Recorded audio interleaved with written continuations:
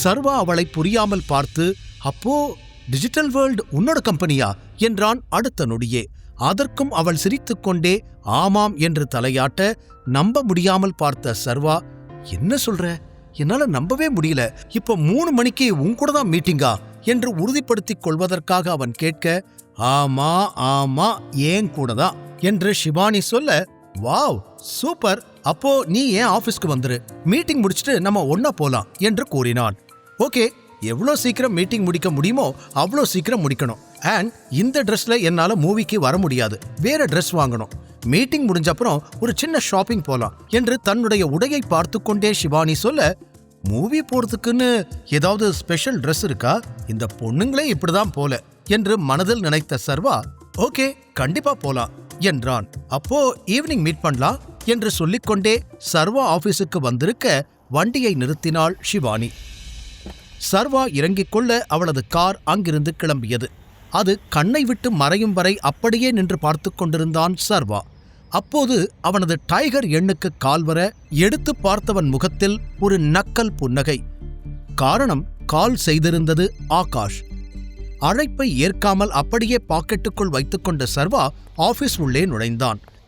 அவன் வந்ததும் அருகில் ஓடி வந்த திவ்யா, குட் மார்னிங் சார், இன்னைக்கு நீங்க ஃப்ரீயா? ஒரு பிசினஸ் மீட்டிங் அரேஞ்ச் பண்ணணும். அவங்க உங்களோட கன்ஃபர்மேஷன் கேட்டாங்க, இன்னைக்கே பண்ணிடவா என்று ஃபைலை பார்த்து கொண்டே கேட்க, நோ இன்னைக்கு நான் பிஸி, நாளைக்கு அரேஞ்ச் பண்ணுங்க என்று கூறி தனது கேபினுக்குள் நுழைய மீண்டும் ஆகாஷ் அவனுக்கு போன் செய்தான். இந்த முறையும் சர்வா அழைப்பை ஏற்கவில்லை. அவன் பின்னாலேயே திவ்யாவும் உள்ளே வந்திருக்க, 3 மணிக்கு நமக்கு ஒரு இம்பார்ட்டன்ட் மீட்டிங் இருக்குல்ல, அதுக்கு எல்லாத்தையும் அரேஞ்ச் பண்ணுங்க.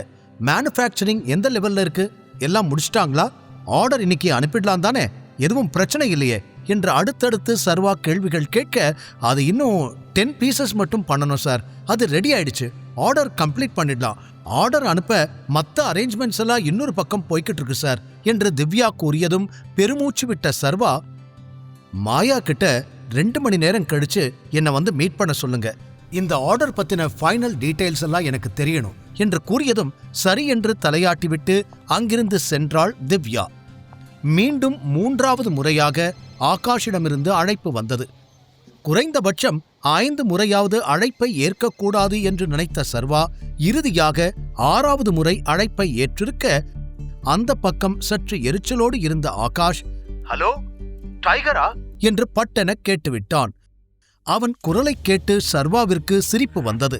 இருந்தும் தன்னை சீரியஸாக வைத்துக் கொண்டவன், ஹலோ ஆகாஷ் என்று கூறினான். ஏனோ சர்வாவின் குரலை கேட்டதும் அந்த பக்கம் நடுங்கி போன ஆகாஷ், உங்களுக்கு எப்படி சார் நான் ஆகாஷ் தான் தெரியும் என்று பேச்சு வராமல் தடுமாறினான். நீங்க என் நம்பரை வாங்கியிருக்கீங்கன்னு சூர்யா சொல்லி இருந்தாரு, சொல்லுங்க என்ன விஷயம் என்று எதுவும் தெரியாதது போல சர்வா கேட்க, அதுல சார் அந்த 70% ஷேர்ஸ் பத்தி உங்ககிட்ட பேசணும், எல்லாத்தையும் திரும்பி வாங்கிக்க சொல்லிட்டீங்கன்னு சூர்யா சொன்னாரு, அத பத்தி தான் பேசணும், இன்னைக்கு நம்ம மீட் பண்ணலாமா என்று மெதுவாக கேட்டான். மிஸ்டர் ஆகாஷ், நான் எவ்வளவு பிஸியா இருக்கேன்னு உங்களுக்கு தெரியுமா? ஈஸியா மீட் பண்ணலான்னு கேட்டுக்கிட்டு இருக்கீங்க. ஏதாவது முக்கியமான விஷயம் இருந்தா இப்பவே சொல்லுங்க, ஆர் பணத்தை அரேஞ்ச் பண்ற வேலையை மட்டும் பாருங்க, எனக்கு உங்க கூட கதை பேச டைம் இல்ல என்றதும், இல்ல சார் இல்ல, நான் இப்பவே சொல்லிடுறேன், அது கொஞ்ச நாள் முன்னாடி தான் நாம கான்ட்ராக்ட் சைன் பண்ணி இருந்தோம், 15 வருஷ கான்ட்ராக்ட். எங்க கம்பெனி எப்ப எல்லா ஷேர்ஸையும் திரும்ப வாங்குற அளவுக்கு வளருதோ அப்பதான் எங்களால வாங்க முடியும்னு நாம அக்ரிமெண்ட் போட்டிருக்கோம். இன்னும் 5 வருஷம் கூட முடியல, அதுக்குள்ள எல்லா ஷேரையும் திரும்ப வாங்க சொன்னா எப்படி என்று ஆகாஷ் சிறிது பயத்துடன் கேட்க, சில நொடிகள் என்ன பதில் சொல்வது என்று யோசித்த சர்வா பிறகு, லிசன் மிஸ்டர் ஆகாஷ், உங்ககிட்ட இருந்து நான் ஷேர் வாங்கினேன், இப்போ நீங்க உங்க ஷேர் என்கிட்ட இருந்து வாங்கணும், அவ்வளவுதான். 2 வாரத்துக்குள்ள பணத்தை கொடுத்து உங்க ஷேர்ஸை வாங்கலைனா உங்க கம்பெனியை மறந்துருங்க. பிகாஸ் மீதி இருக்கிற 30% ஷேர்ஸையும் நான் வாங்க போறேன். அந்த 30%ல 20% பிரவீன் கிட்ட இருக்குதுன்னு எனக்கு தெரியும் என்று சர்வா அடுத்தடுத்து பேசிக்கொண்டே போக, இங்கு ஆகாஷுக்கு மூச்சே நின்று போனது. சார் ப்ளீஸ், நான் இப்படி கேட்கிறேன்னு தப்பா நினைக்காதீங்க, நீங்க என்கிட்ட சும்மா ஜோக் தானே பண்றீங்க என்று ஒரு நப்பாசையில் அவன் கேட்க, நான் பிசினஸ் மேன் ஆகாஷ், ஜோக்கர் கிடையாது. ஜோக் பண்ணி உங்களை சிரிக்க வைக்கிறதுக்கு எனக்கு என்னோட பணம் வேணும், 2 வாரத்துக்குள்ள அதை கொடுக்கணும், அவ்வளவுதான். இல்லனா நான் என்ன சொன்னேனோ அதுதான் நடக்கும் என்று இறுதியாக கூறிய சர்வா அவன் பதில் பேசுவதற்குள் அழைப்பை துண்டித்துவிட இந்த பக்கம் ஆகாஷ் முகம் கோபத்திலும் இயலாமையிலும் சிவந்து போனது. டைகர் எவ்வளவு செல்வாக்குடையவன் என்பது ஆகாஷுக்கு தெரியும். தெரிந்தும் எப்படியாவது அவனோடு சேர வேண்டும் என்பதற்காக தானாகவே சென்று தனது கம்பெனி ஷேர்களை அன்று கொடுத்தான். தான் ஆரம்பித்து வைத்த விளையாட்டு இப்போது தனக்கே வினையானதில் செய்வதறியாமல் நொந்து போனவன் கேபின் கதவை யாரோ தட்ட "கெட் லாஸ்ட்" என்று கத்தினான். ஆனால் அதையும் மீறி கதவு திறக்கப்பட உள்ளே நுழைந்தாள் வைஷ்ணவி. ஏற்கனவே எரிச்சலில் இருந்தவனுக்கு அவளை பார்த்ததும் அது இன்னும் தான் அதிகமாக முகத்தை வேறு பக்கம் திருப்பிக் கொண்டான். வைஷ்ணவி அவன் ஆபீஸில் ரிசப்ஷனிஸ்டாக வேலைக்கு சேர்ந்தவள்.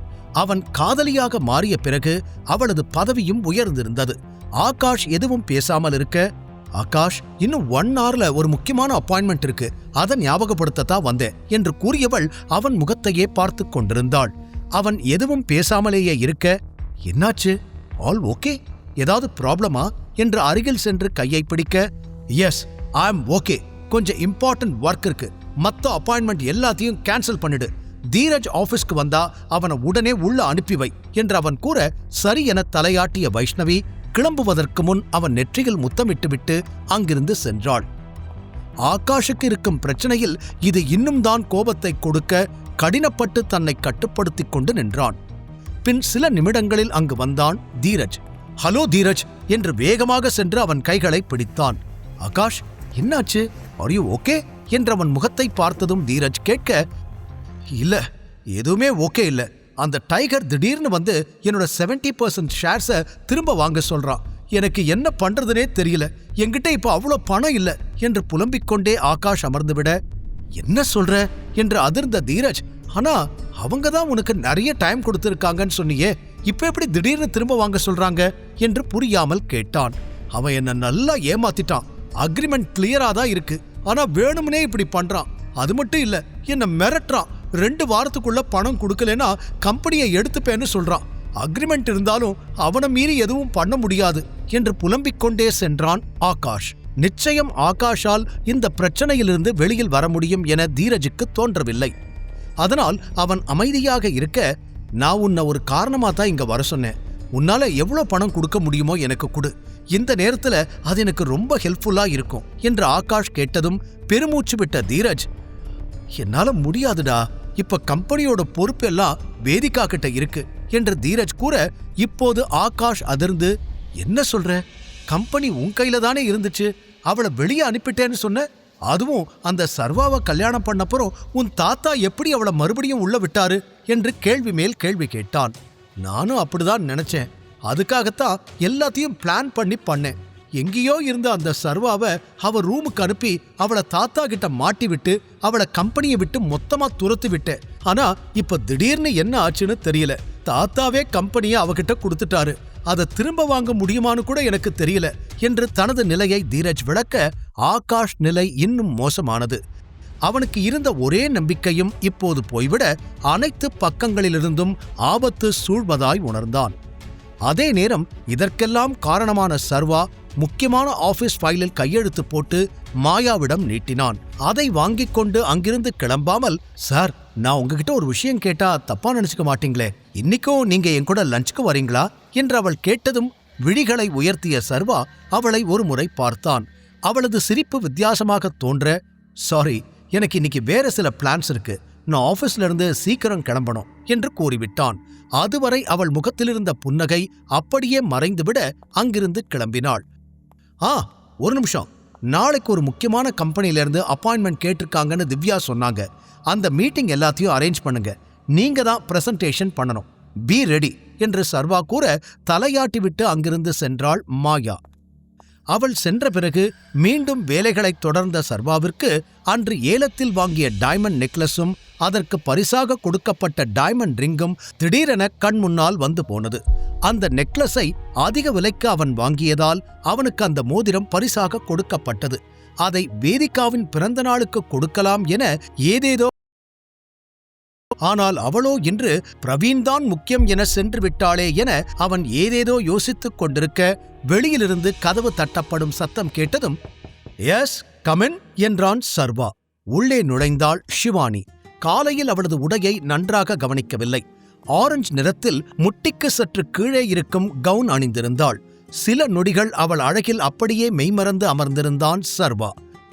அவள் கைகுலுக்கிக் கொள்வதற்காக கை நீட்ட சர்வா அப்படியே நின்றான். அதனால் அருகில் வந்து ஹலோ சர்வா என்று அவனை சிநேகமாக ஹக் செய்து கொள்ள இன்னும் அதிர்ந்தவன் உறைந்து போனான். அவள் திடீரென கட்டிப்பிடிப்பாள் என சர்வா சிறிதும் எதிர்பார்க்கவில்லை. சில நொடிகளில் தன்னை மீட்டுக்கொண்டு ஷிவானியை பார்ப்பதற்காக நிமிர்ந்தவன் வெளியிலிருந்து ஒரு பெண் தன்னை பார்ப்பதை கவனித்து சட்டென ஷிவானியை தன்னிடமிருந்து விலக்கிவிட்டான். அவன் திடீரென தன்னை தள்ளிவிட்டதில் புரியாமல் பார்த்தாள் ஷிவானி. வெளியிலிருந்து சர்வாவை பார்ப்பது யார்? சர்வா ஷிவானியின் நெருக்கம் தொடருமா?